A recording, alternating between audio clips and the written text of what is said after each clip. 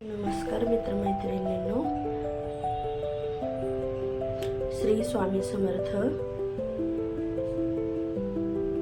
तर आपण बनवणार आहोत उपवासाची रेसिपी. आज आहे आषाढी एकादशी, मोठी एकादशी. तर हे आहे राजगिऱ्याचं पीठ, हे आहे 1 कप तूप, हे 1 वाटी शेंगदाणे भाजून घेतलेले, 1 वाटी गूळ घेतलेले, 125 ग्रॅम असं. चला तर मग आपण बनवायला घेऊया. राजगिरीचं पीठ थोडं भाजून घेऊया आपण तुपामध्ये. चला भाजूया.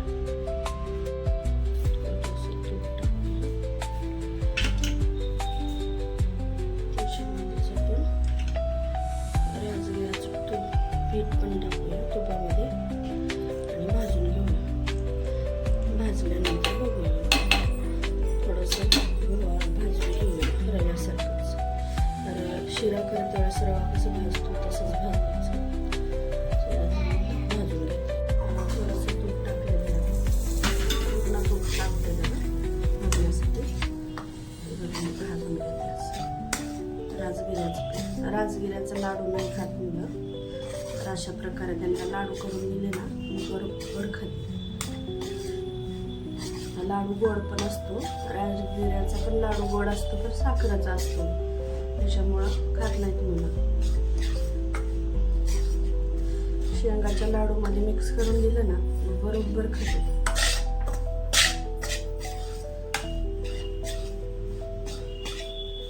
मोकळा होतो.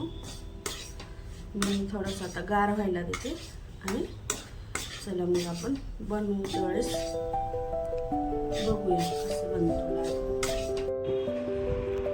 मित्रमैत्रिणींनो, मी वाटून घेतलेलं आहे राजगिऱ्याचं पीठ आणि शेंगदाणे आणि गूळ, हे असं मिक्स झालेलं आहे एकत्र.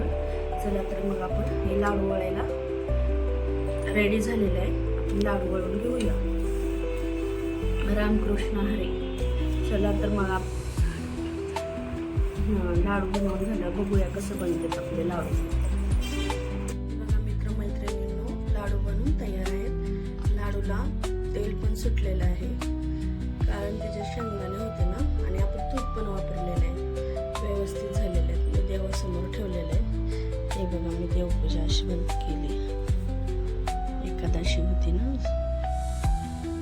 हा व्हिडिओ आवडला असेल तर लाईक करा, शेअर करा, सबस्क्राईब करा, बेल आयकॉन दाबायला विसरू नका.